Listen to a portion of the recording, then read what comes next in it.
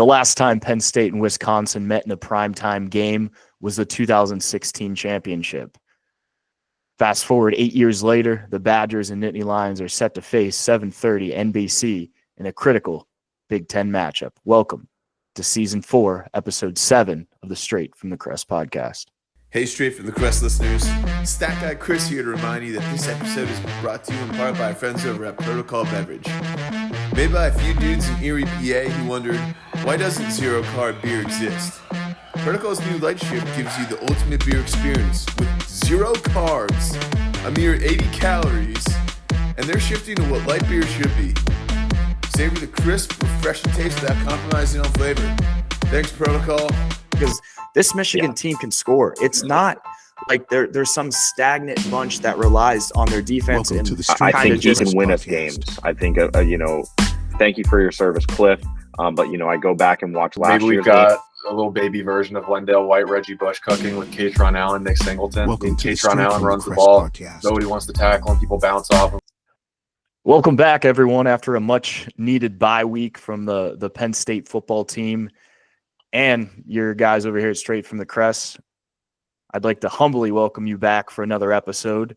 I'm joined, as always, by my guest, Garrett Bastardi. I'm your host, Michael David Kresovich. We're going to recap the Nittany Lions' overtime win over USC and preview a pivotal game upcoming this Saturday as the Nittany Lions head to Madison for a showdown against the Badgers. Garrett, are you iced up? You well-rested? How'd you spend your bye week? Spent it, mostly being grateful that we beat USC and then, watched my Aggies limp across the finish line against Mississippi State. They got a big one Saturday night as well to take the see who's got the top of the SEC on their hands versus LSU. So, yeah, just looking forward to another stressful road game before. We're all trying to get to the Ohio State week. Everybody is, but we got to take care of business one more week before that. So. We'll talk a little bit about this matchup. Probably be just as tough as what we had the last time we saw our guys on the road. I think so too. And if you couldn't already tell by my gorgeous sunburn, I spent the bye week in the coastal Carolina sun. I saw just a great Sunbelt game between Louisiana and coastal Carolina. I got to see that in person with some of my friends down here. But we're back. Penn State's back. Let's talk about that USC game. Mm-hmm. 33-30 overtime. We saw Penn State pour on 27 in the second half in overtime and limit USC to just 10 points after halftime. Another slow start. What was the reason this time for Penn State's slow start in putting up points and being able to stop the run?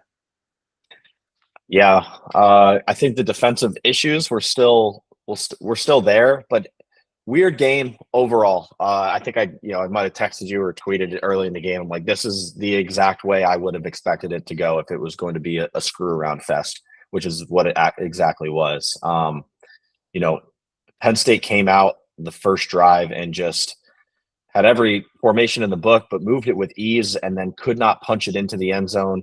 A horrific OPI call, offensive pass interference call that waved off the touchdown. Inexcusable stuff. From the officiating crew, but nonetheless, it still took 4 downs from the one to try to punch it in. The defense wasn't great, but not being able to punch it in twice inside the red zone in the first half for it to be 20-14 instead of 20-6 was a big difference. The defense kind of worked themselves into the game. Miller Moss only had 220 yards passing. It felt like a lot more. Obviously the rushing of 190 yards almost was something that is an issue, but we've talked about this before. Like, that's a game we've watched this team lose so many times. As long as we've been, fans growing up in the area and going to school, like, we've just watched Penn State lose that game. 05 versus Michigan, the Mario Manningham game, 08 versus Iowa, both games that kept Penn State out of national title contention. Other years we've watched it as well. So it was really, really nice to get that one. The last thing I'll mention about this, and again, USC is a top 10 talent roster. It doesn't mean that they're top 10, but they were, a second half or a fourth quarter away from beating Michigan and a fourth quarter away from beating Minnesota at the time and being 5-0 and ranked top 10 in the country. obviously they put everything they possibly could into this game. This was their Pickett's charge. This was their, their gladiator moment in the Coliseum, right? For, no pun intended, but I guess the pun's intended. And, they gave everything they had and threw everything they could to win this game, and Penn State came out on top. And so there's something to be said to that. It was a Drew coming out party. He won the game. That's the first time we've seen him do that. Dude, clean up the picks. You go 30 of 40 again for 400, and we're going to start talking about this guy being, one of the all-time greats, but he's got to clean it up. But he's got a great opportunity this weekend against another tough team on the road. I think it's going to be a much more hostile environment. But yeah, to answer your question, I think it was just all the things you would expect for a Penn State game to lose on the road against an overmatched opponent. But, they won it this time, which was nice to see. It's funny because all the things that we talked about, Penn State must avoid. They must avoid the lackadaisical offensive start. They've got to apply pressure. Abdul Carter was the only one to record a sack that game. I thought from the front line to the secondary.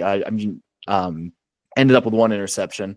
But you got to be able to get after the pass rush after the passer, and the pass rush wasn't there. I think this weekend we're going to see an opportunity where it's going to be there.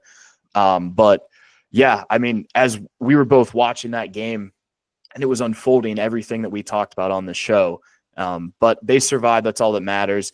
Let's jump to the offense, where we saw just a spectacular day to remember from Tyler Warren. 17 catches, 224 yards, and Drew threw the ball 43 times for 391 yards, 2 touchdowns, 3 interceptions, but really only 2.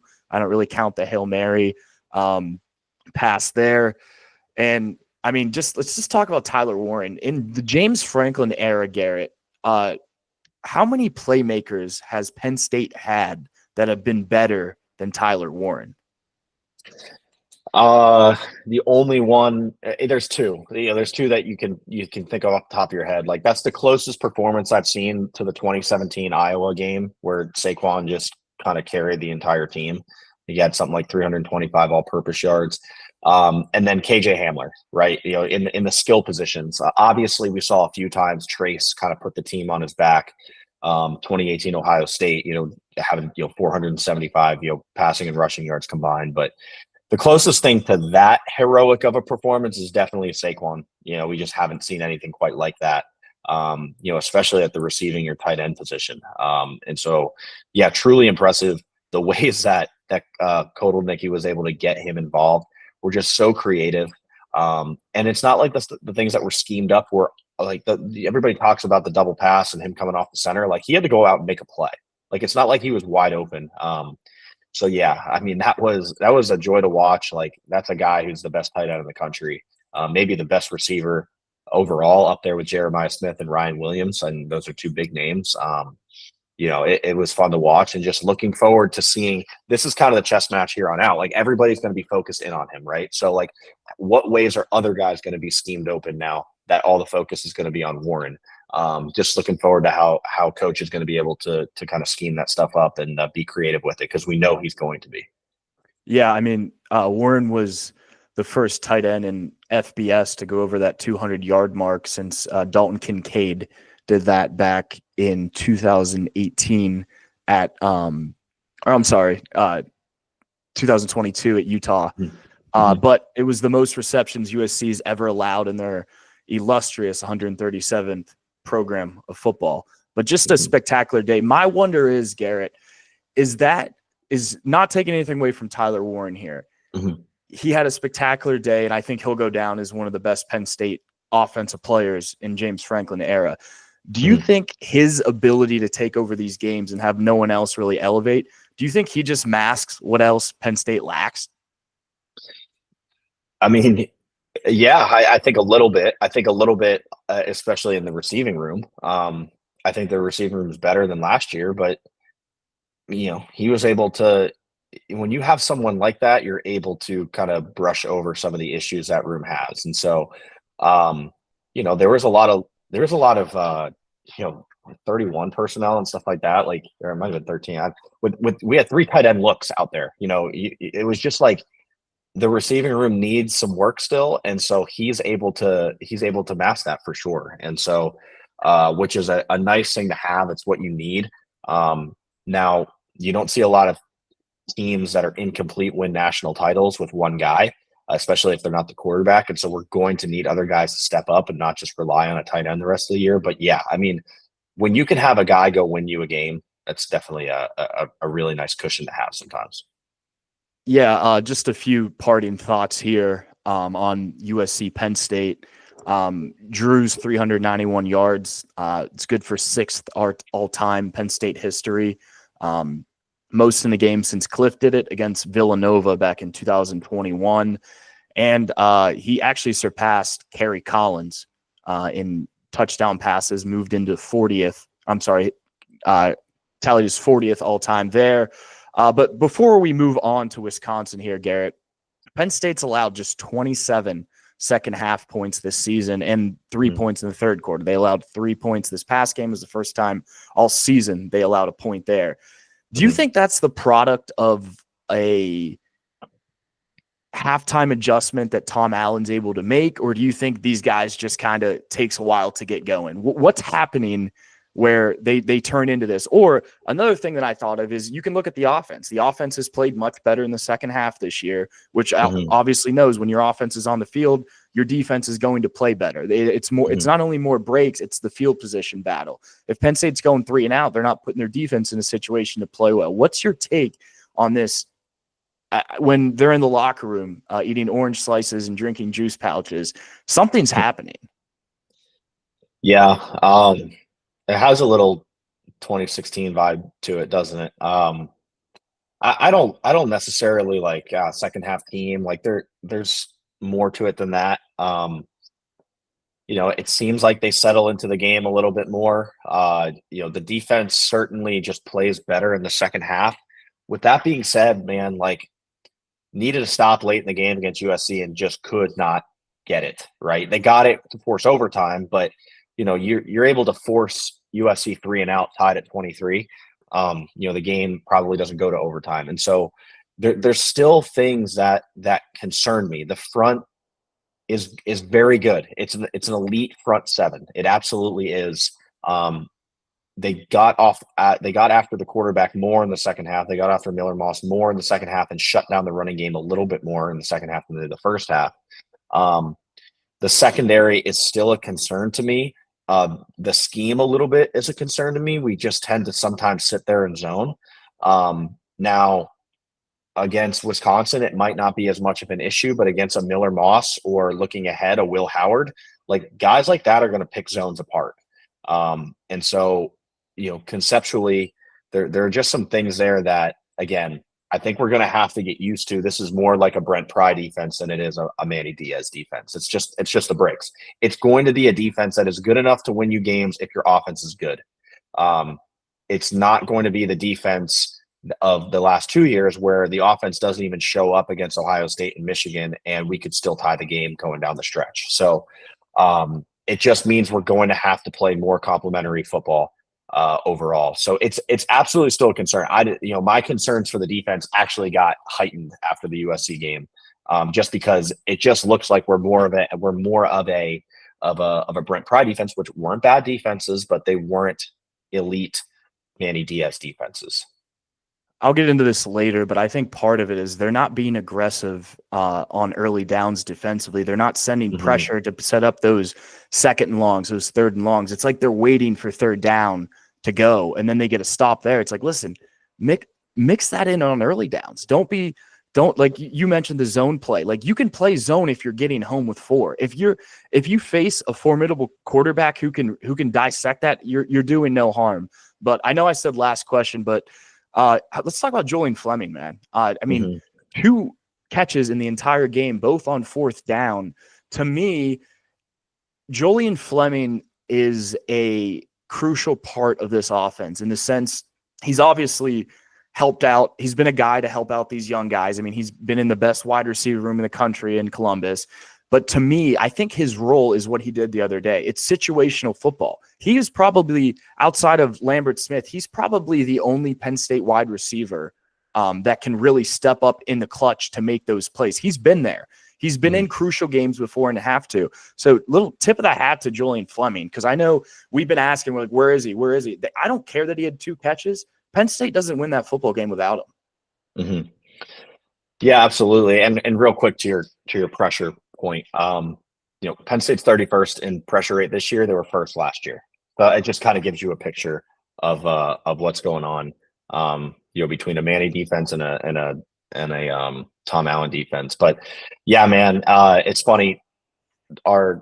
We have a constituency that plays a lot of golf at Top Trees Golf Club, and Julian Fleming and Aller have been out there a little bit. And the game was on delay like 5 seconds. And so I got a couple texts, from a couple mutual friends, just said Top Trees. And I'm like, oh, something good had to have happened between Aller and Fleming. And both of them were before the fourth down conversions that I saw. So that was cool. Yeah. Hopefully that leads to a coming out party for him. We need him.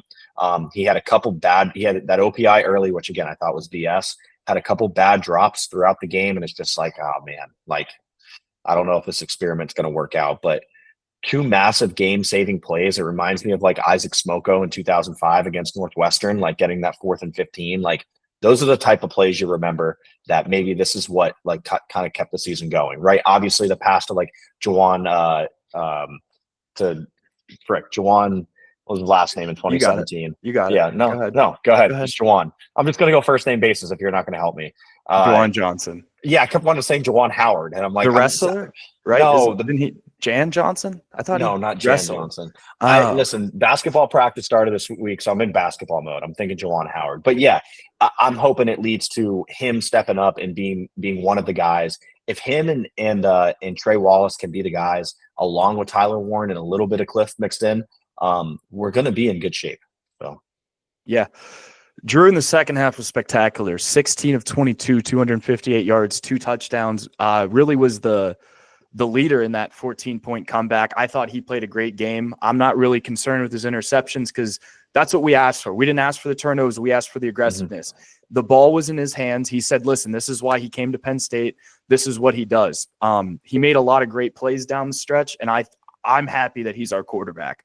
I'll say that. But neither team was great on third down.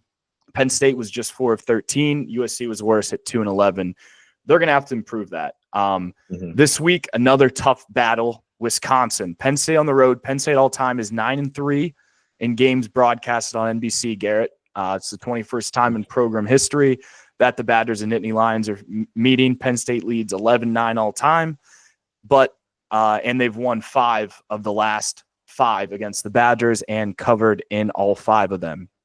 Before we really get into this, Wisconsin isn't Wisconsin of previous years. They're a completely new identity, which we'll talk about. Their offensive coordinator, Phil Longo, who comes over, he was at most notably UNC and Ole Miss, brings that air raid. You're going to see a lot of 11 personnel. They're a team that's going to scatter it. But before we dive into this, Garrett, what have you seen from USC this year?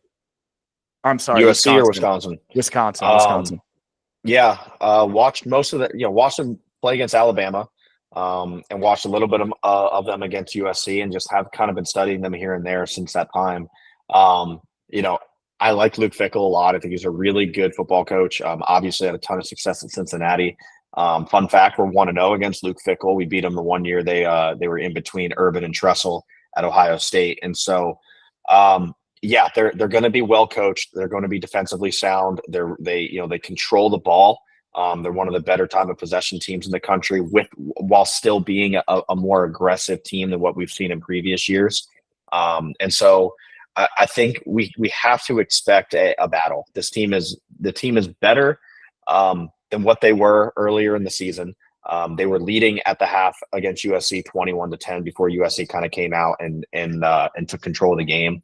And then the Alabama game in the first quarter and a half was good until Van Dyke got hurt. And so they had to bring in Braden Locke, who hadn't really played in their system. They weren't really able to move the ball, and Alabama was just kind of able to overwhelm them. And so, Wisconsin has played the bottom of the barrel the last 3 weeks, which gives me a little bit of hope as to, I'm not really totally sure. It's kind of like a who versus how you're playing, right? Like who they played, not very good. How you're playing, really good. And so We're just going to have to, again, we're going to have to see Saturday night, but it's going to be a formidable test. The good news is it can't possibly be a look ahead game, right? Because you're on the road at night against a great coach, against a team that's won 3 in a row, against a team that if they win the game, they are still in the Big Ten championship discussion. You're ranked number 3 off a bye. You're ranked number 3 in the country. Like, you have the biggest target. People want to beat Penn State regardless. Not only that, you're now ranked. You're a top 2 or 3 team in the country. Hard to look ahead of this game. And if we do look ahead, I will say we'll lose the game. So if we don't bring our A game, because I'm assuming Wisconsin's going to be you're going to be in trouble if you don't bring the A game. They're different offenses here, but I mentioned Phil Longo, their offensive coordinator. It's his second year, new system. But the last time these two teams played, Garrett, back in 2021, it was the 16-10 Penn State win. Penn State only held the ball for 17 minutes that entire game, scored 0 first-half points, and only ran for 50 yards. I can tell you right now, if Penn State does that, they're not winning this game. They did win the turnover battle, 3-0. But I compare this Wisconsin team to the 2021 team based on one position. You mentioned his name earlier, Braden Locke. When he has a clean pocket, he can make plays. He's very effective. But when he is under pressure, he turns the ball over. He has 7 touchdowns, 5 interceptions on the season. Reminds me a lot of Graham Mertz. Graham Mertz was a great athlete who could make plays when he had a clean pocket. I think if Penn State can somehow put pressure on Locke, they're going to force turnovers, and this shouldn't even be a game. Just a brief flyover here of some personnel, some names to watch. Towie Walker is their running back. He's going to get the majority of their carries. He has a little over 100 with 550 on the ground, 9 rushing touchdowns. Cade Giacomelli is a guy to look after. He's second on the team in rushing, but he averages 8 yards a pop. Vinny Anthony II and Will Pauling are their big wideouts there. On the defensive side, their linebackers is really where they hold strong. They pride themselves in tradition. Wisconsin, obviously, they can't run the ball. They're going to be able to tackle. Their linebacking crew are probably the strongest part of its defense for sure. But a little fact here for you, Garrett. Wisconsin has a 22-year streak, top Power 4 of having a winning season. It's number 1 in Power 4. Yeah, win. They're consistent. This team wins. So I mentioned before, Penn State's won and covered the last 5 games. I know something I'm going to be looking after for this weekend is Wisconsin's O-line. They're one of the best in the country, and they've faced some great defenses this year. Right now, they're 6th, and we talk about this stat week in and week out in pass block win rate. They're 6th, and they've allowed the 9th lowest pressure. We're not sending a lot of blitzes right now. We're not getting home.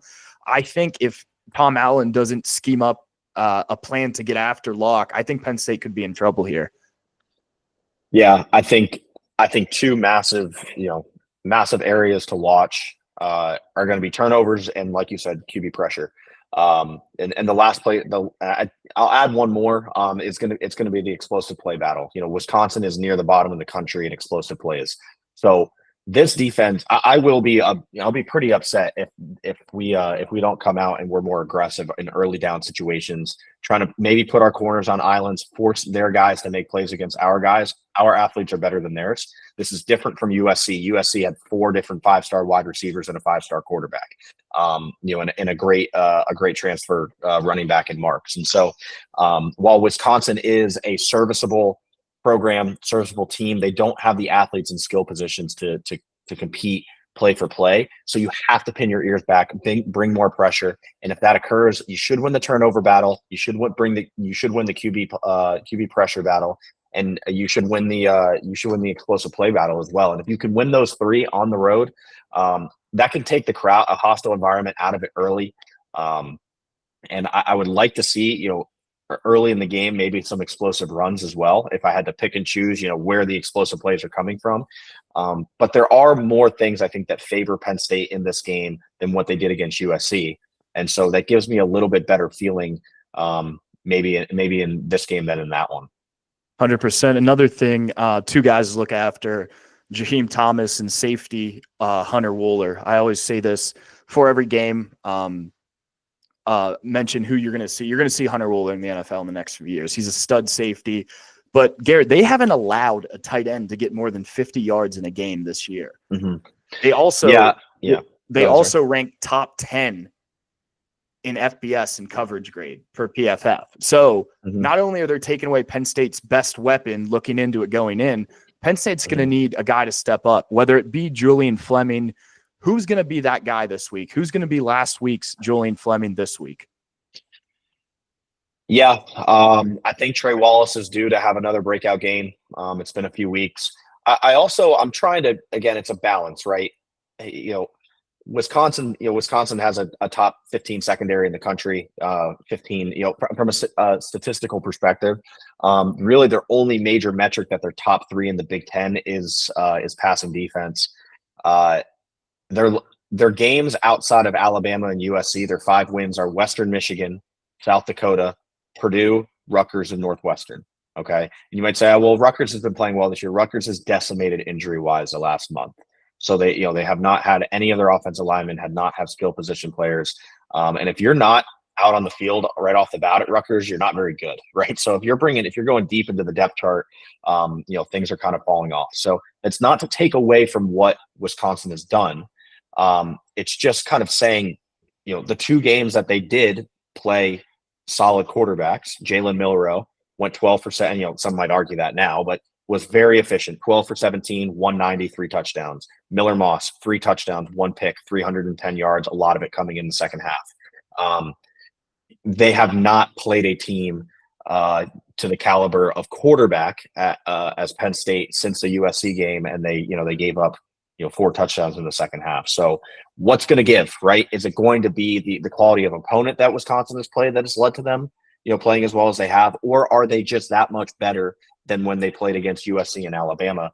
We'll find out. I tend to, it's somewhere probably in the middle. They're a solid team. Are they going to completely shut down our wide receiving core? If they're able to take away Tyler Warren, there's a chance because we need somebody else to step up, like you mentioned. Yeah, another note here on the Wisconsin defense. They have a top 10 stop rate in the country. So what stop rate is basically how many points you're preventing for how many times you're out in the field. They have a 75% stop rate. So it's going to be a chess match for sure. But I think to your point is this is not as a talented team as USC. They're not. I would argue that USC's offense is completely different. The only advantage I would give is Wisconsin up front. The playmakers we mentioned before out of the Wisconsin backfield, they're not going to do what what USC was able to do. The speed's different. It's different. It's going to be a battle. This is not a cakewalk by any means. But let's dive into prediction time here. Give me your first touchdown score, score projection, and which side you like here. I like one of the running backs. I'll say Singleton to score early. They're due for a good game. And I really do think that Total Nicky's going to scheme some run game this week. He was able to scheme a lot of pass game last week against USC. I think he's going to scheme some run game and get these guys open. I'm nervous about the game for sure. I've been, I think, teetering on just as nervous to below as nervous as the USC game, just because I knew what USC was capable of. And so it took a lot for me to take USC. And so I think this game has a range of very, very close to Penn State winning, going away a la 2008. I sent you the Derek Williams punt return earlier today. That was hey man, this is a tough Wisconsin team at night. This is going to be a battle. And Penn State went in there and just blew the doors off of them, got them out of the game early. I could see that happening here if they're just hey, you know what? We didn't play well at USC. We still won. It's time to come out and show who's boss. With that being said, I think it's a touchdown game late. And so I'll go Penn State 28-21. I think the offense plays okay. I got to see it out of the defense before I believe it. I would love to, again, we talked about this against UCLA, would love for it to be 24-7 at the half, just one time. Let's see them. The Penn State has been great, has great explosivity numbers, has good passing game numbers, has good rushing game numbers, but the scoring doesn't really reflect it. I think it's time for it to, for us to overachieve from a points perspective relative to yards. hopefully we see it this week. That's like I said, that's my hope. I still like Penn State 28-21, which actually would be a cover. Yeah, I'm with you on the cover there. I'll just say that short. But the biggest thing for Penn State here is they've got to. This can't be a look ahead game. They have their biggest game. I don't remember the last time Penn State and Ohio State met with this. I mean, it had to be 2018, obviously, with so much on the line.